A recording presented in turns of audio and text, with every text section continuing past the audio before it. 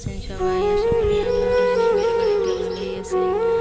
আজকে সপ্তম রোজা, কিছু চপ বানিয়ে নিলাম।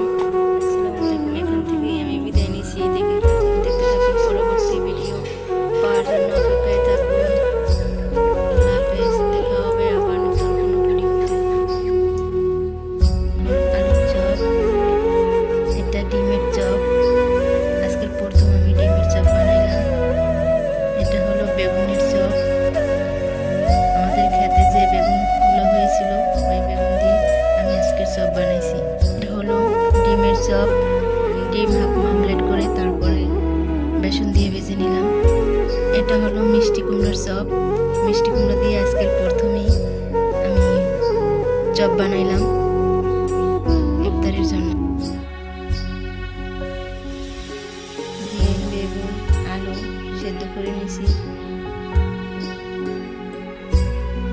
ভর্তা বানাবো।